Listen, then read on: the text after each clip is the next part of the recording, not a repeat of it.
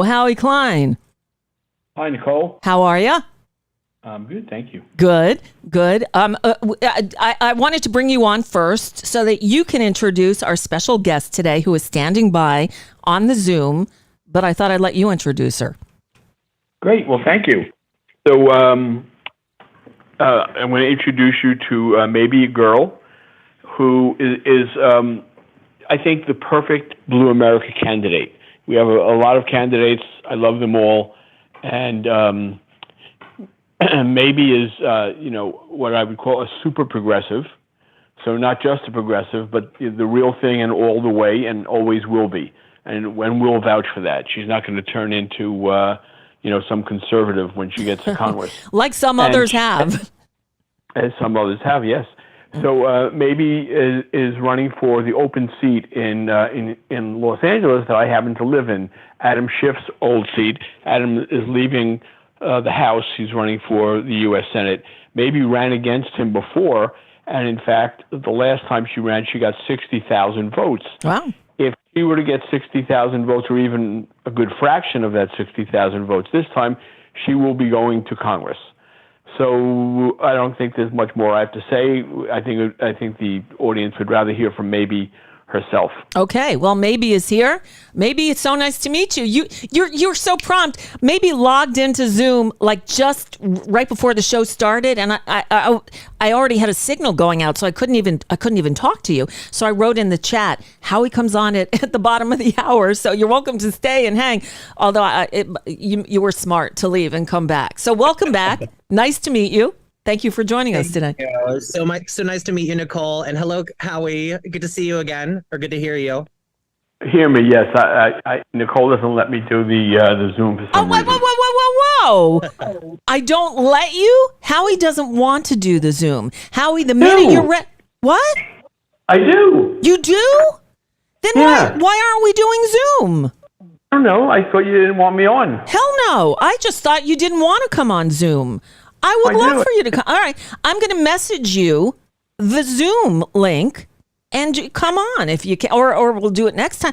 I thought all this time, like Digby doesn't like coming on camera. And I just thought, I do. I love it. So all this time we've been doing this thing on the phone with your echoey cell phone. I feel so stupid now. I just thought you never wanted to. Oh, I totally want to. Let's do it once you're moving to Arizona. Yep. So let's do it from Arizona. It'll be probably better because it's closer. Sure it will. That works. Okay. All right. So anyway, Howie is not on the Zoom, so he can't see you. He can only hear you. But that'll change in 3 weeks when we start. And Maebe and I met last week in person. A PDA was giving me an award and for the work I do as a journalist, and I decided instead of just babbling on about myself, it would be more interesting for people to hear from Maebe. So she came up and talked about herself and why she's running, and what her campaign is like. So I thought that might be a good thing to start here as well, for Maebe to tell us why she's running. Okay, why are you running? Well, that's a loaded question.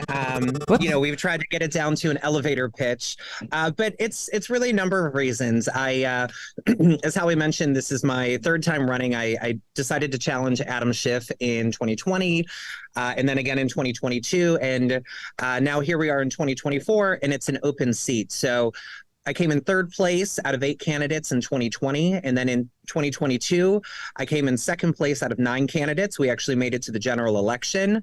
It was the first time that a trans non-binary person has ever advanced to a general election for a seat in the U.S. House.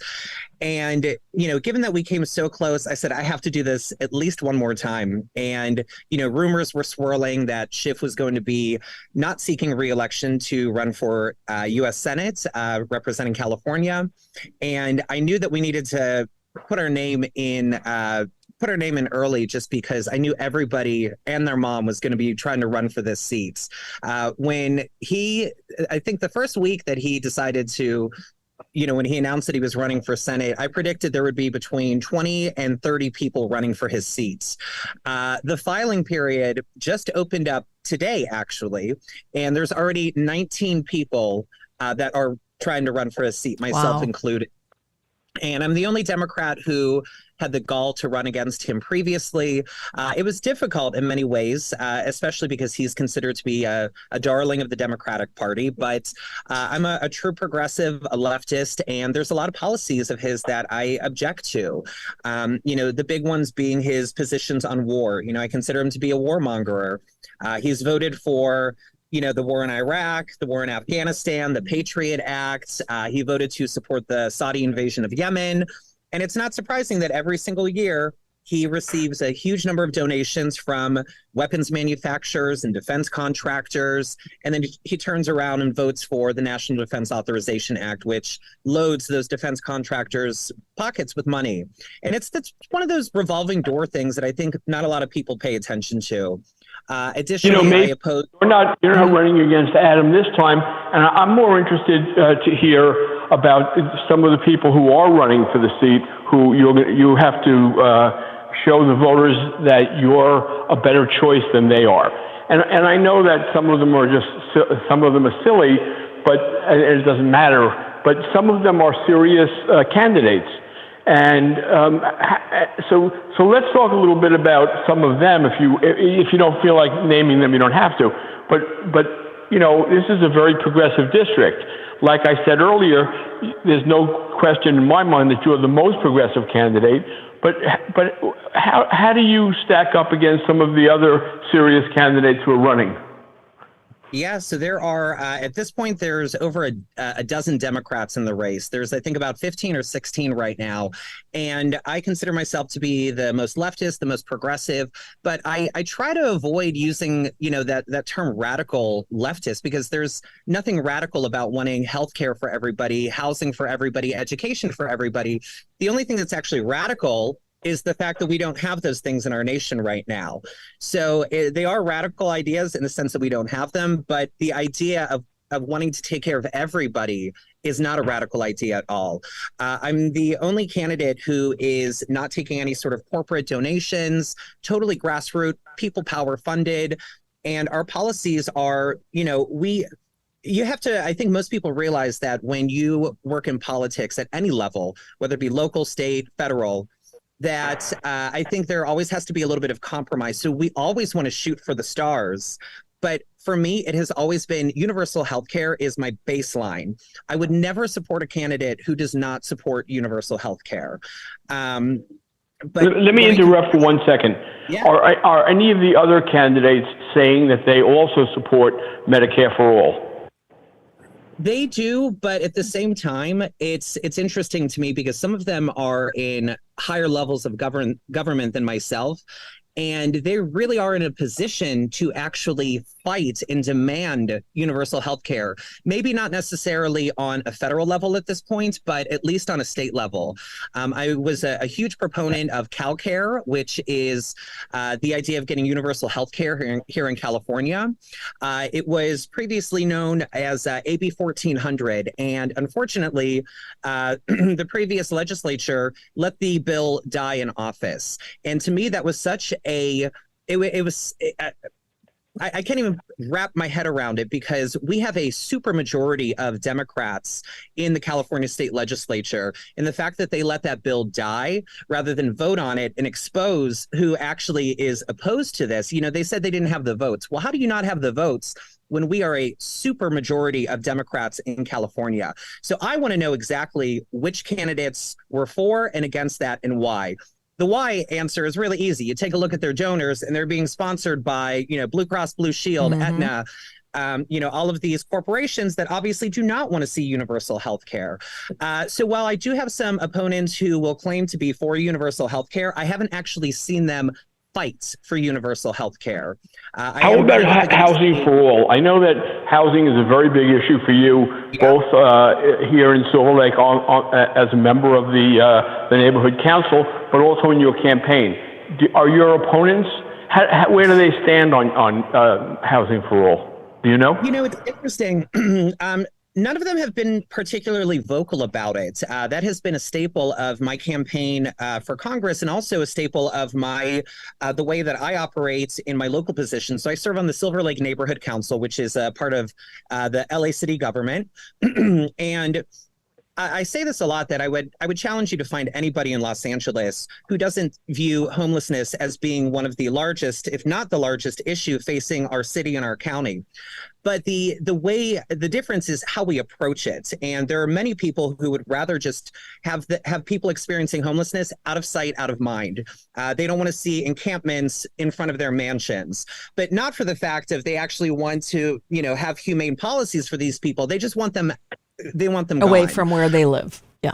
Exactly. So for me, the way that the city of Los Angeles is approaching homelessness it's disgusting to me. They've criminalized homelessness. There was a case known as Martin versus Boise, which was a case that was taken to the Ninth Circuit Appellate Courts. And it determined that it is unconstitutional for cities to outlaw encampments when there are not enough shelter beds to accommodate everybody experiencing homelessness in a city. In Los Angeles, we have over 46,000 people experiencing homelessness on any given night. Wow. There are not nearly enough shelter beds to accommodate that number of people. So the city cannot outlaw encampments altogether, but what they can do is they've created this loophole where they create these special enforcement zones.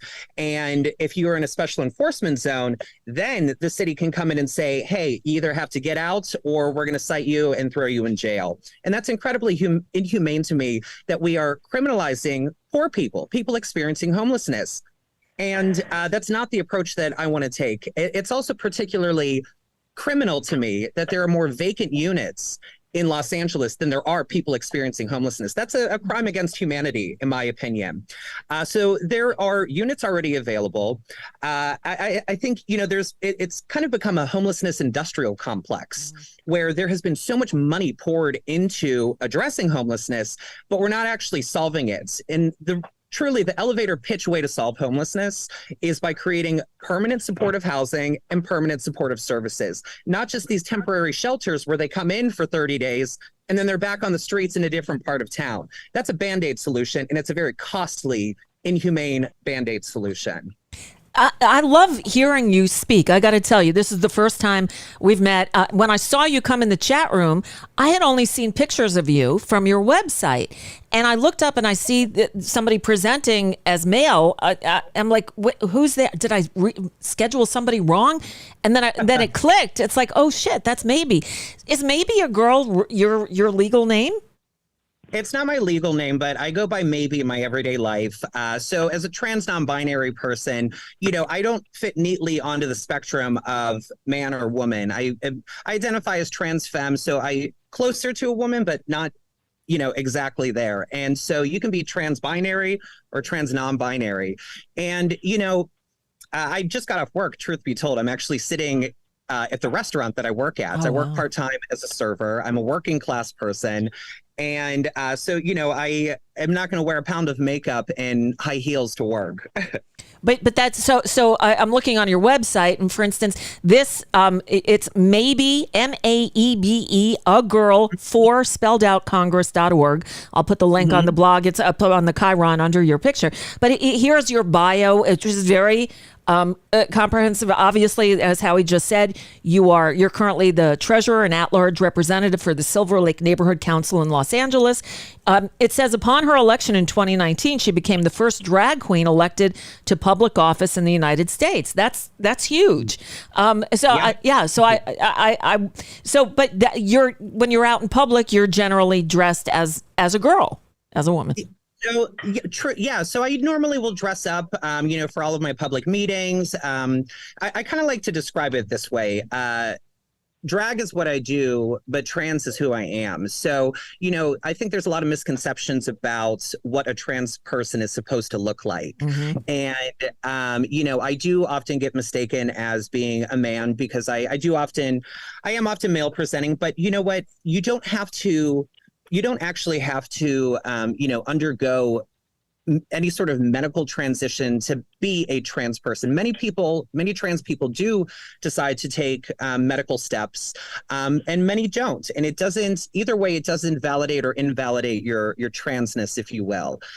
So for me, I go by they, them, I go by she, her, anything but he, him. And, but yeah, I'm not, get dressed up I don't get dressed up every single day, but, when I go to my meetings, it's kind of like, if you're going to a special event or a meeting, the way you present yourself is going to be different than when you're going to the grocery store. So, I don't feel that I have to totally put everything on for me to be who I am, if that makes sense. It makes total sense. And I'm glad, I appreciate you explaining it, because, some of us, and if my listeners, look, I'm older, Howie's older. For some people, it's a learning experience. If you don't experience it in your life. One of my dearest friends is a trans woman. And, I have been educated through her, through Boca. My listeners know her. She's been on the show many times. She's a radio person. And she's the one who did the open for this segment that Howie loves, the Chucky Schmucky Hour.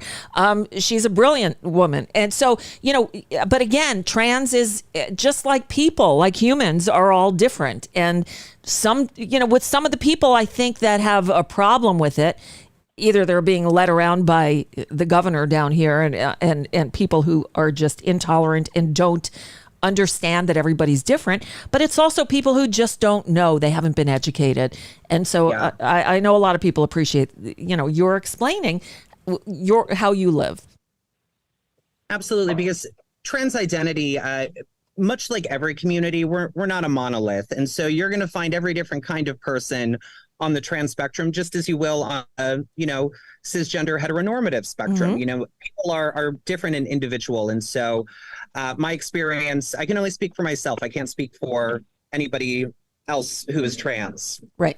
But on the other hand, I think it's really important at this point when Congress is spending so much time and energy of trying to make laws about trans people. I think it's really, really important that we have an actual trans person as a member of Congress. Yeah. And at that point, on some level, you will be speaking for a whole community in this country of people. There are tons and tons of trans people, but trans people don't have their own congressional district. Trans people are scattered through every single state in the country and desperately need somebody in Congress. It's desperate that they need someone in Congress now. It's really, really important, which is why it's so important for anybody who's listening to us to help maybe get elected.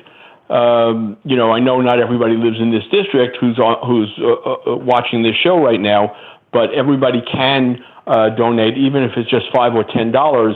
It's really, really crucial that we get maybe elected to Congress.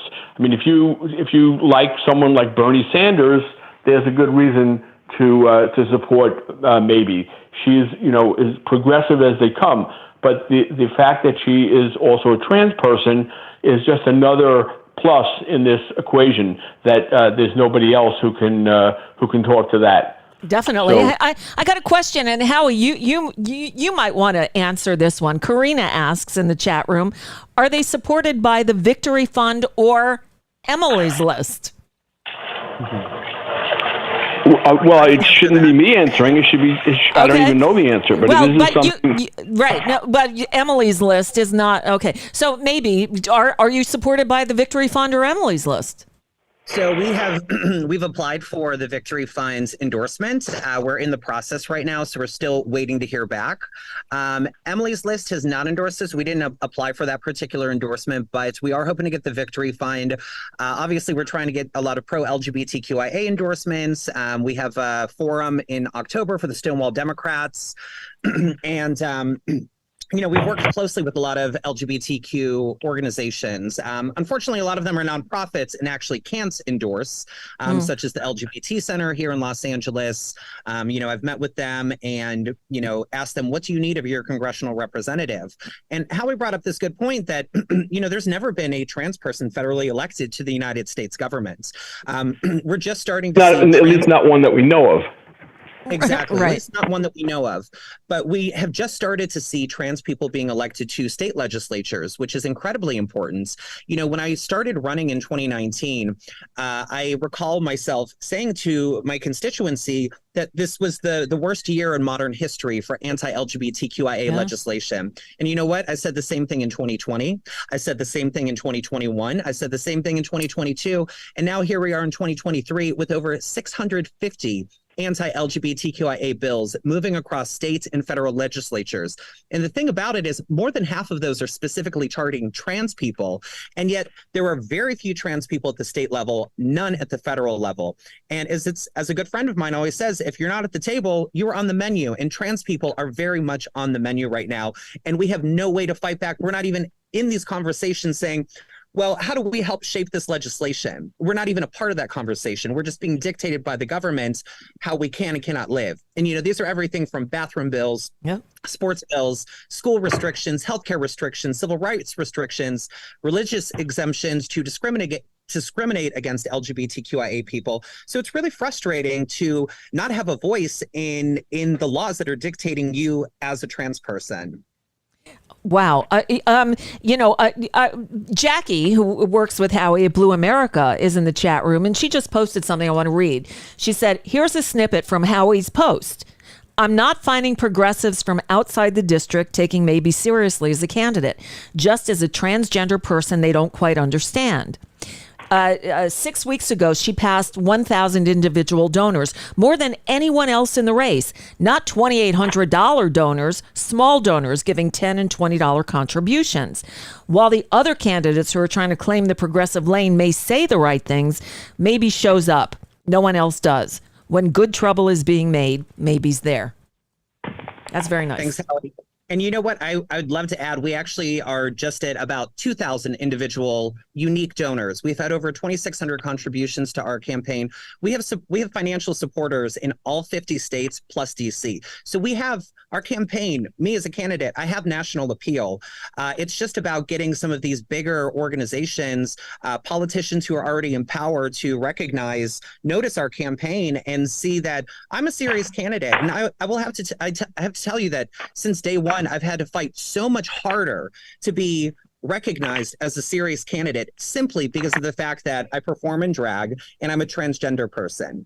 And that's how it is with a lot of marginalized communities. We have to work twice as hard for half the recognition. And, I just hope that somebody who is higher up there like AOC or Ilhan Omar or, somebody from the squad will take notice of our campaign and help to publicize it, because I have always felt since day one that if everybody knew about our campaign, we would win this thing. But, as a grassroots organizer, taking no corporate funding, not that corporations would even want to fund me, given the stances that I support, it just takes a lot to put the word out there. But we have done so much better this year in terms of fundraising. We're only 3/4 in, and we've more than doubled what we raised in the entire 2022 cycle. And we're still 6 months away from the primary. So we're putting up a fight this time.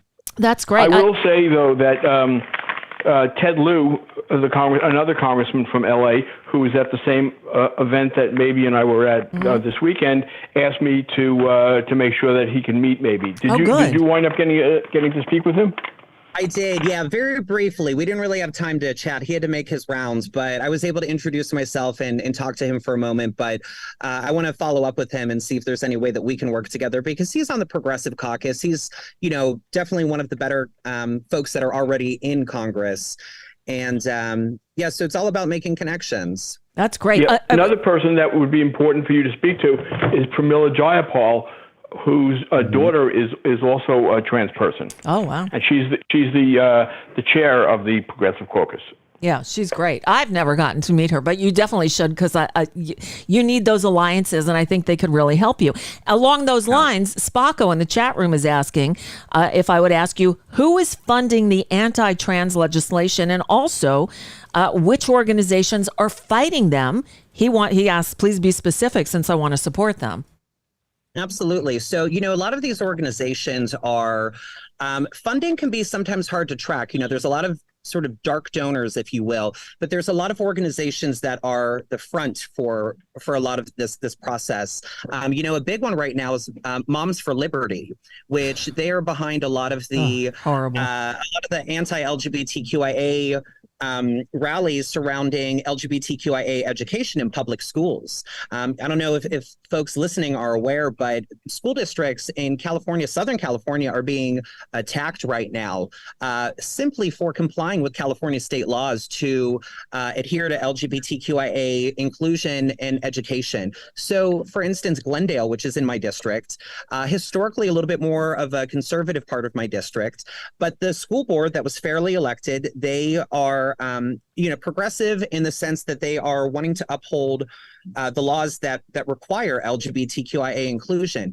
There was a massive protest a few months ago where the Proud Boys were there, Gays Against Groomers, Moms for Liberty, and this was all because the Glendale School District was voting to recognize June as Pride Month. I mean, that's such a mild thing, and it's already recognized at the city, county, state, and federal level. So this idea that kids are being groomed in school is complete nonsense. I was a queer kid in school, and I remember feeling so ostracized and othered because there was no mentioning of queer people. I felt like such a freak, and I don't want any other kid to feel like that. I want kids to know that there's support out there, and it should be through your teachers, your school districts. And, there's a lot of arguments right now.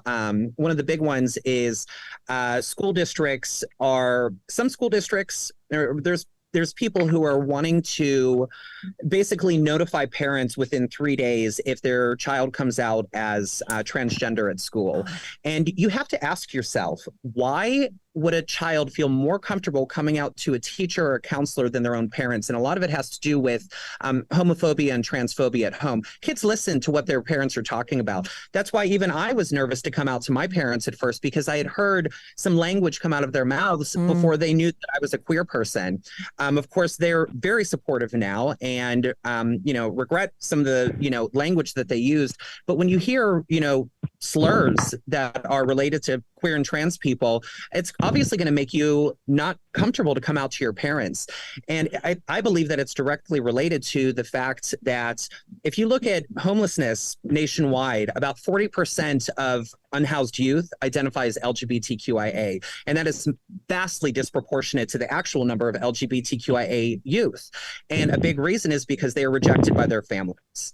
So when they talk about parental rights, they use their parental rights when they were voting for the school board and for these laws that are dictating LGBTQIA inclusion in schools. But if you think California is immune, you are vastly mistaken. Yeah, no, it's really sad. And the attacks are horrible. Look, you heard me say, we're moving out of Florida because what's going on here is I can't live in a state like this. I feel for my friends who are LGBTQIA, and I don't know how they can stay. I honestly don't know how anyone can stay here. I appreciate those who are staying and fighting, but it's gotten really bad. Really bad. Yeah. Well, that's why it's so important, like I said, to elect Maebe. I mean, it's going to be, a very old friend of mine a long time ago was Harvey Milk, and I was the official photographer on his campaign for county supervisor. And I recall, I'll never forget, this one time after Harvey had been elected, and and at that time there were no known gay people elected anywhere to anything. And Harvey was elected in San Francisco in the Castro district, and there was articles about him in Time and Newsweek, which were the two big national magazines at the time. And one day I went to his office and he said, "I want to show you something." And it was a giant sack of mail, and he was just pulling out letters at random and reading them. And it just broke me up. There were all these kids, I remember the letters he was reading were from the Midwest, and there were these kids saying that because he was elected, they didn't feel like committing suicide anymore. They felt a sense of humanity. And it's just something that's never, ever gone away from me. I mean, I even choke up now when I talk about it. I can hear. Wow. We are coming to the end of the hour. You hear the music. Maebe, it's so nice to meet you. I'm thrilled that you're running. And I'm more thrilled now that I've met you and I've heard you speak. People need to take you seriously. So let's get the word out. I'm looking at all the people in the chat room who can help spread the word, donate if they can. But let people know you're the real deal, and that's what's necessary here. It's a long road ahead, so you're in it for the long run, yeah? I am. It's really been a pleasure, Nicole, and Howie is always love getting to chat with you. Thanks for this opportunity to come on and speak and get to meet some of your viewers. If anyone's interested in learning more, visit our website, mabeagirlforcongress.org. You can also follow me on Instagram, Twitter, and thank you for recommending that people donate if they can. As I mentioned, we are totally grassroots, corporate free, and $5 goes a long way in our little rinky-dink campaign. I'll make sure I put all your handles and everything up on the blog where this is posted. The show will be posted at NicoleSandler.com/9-14-23. That's the date. That's the format. They're always posted there. There's no paywall. So share, because everybody needs to hear you. I think you'd make a welcome addition to Congress. We need people like you there. Thank you, Nicole. Thank you. Howie, any final words? I guess no, except I'll see you in a month? In about 3 weeks to a month, and when I come back, when we get together next time, you will be on camera. Oh, I'm looking forward to it. Oh, me too. God. Okay, thank you, you two, and I'll see you soon, I hope. Take care.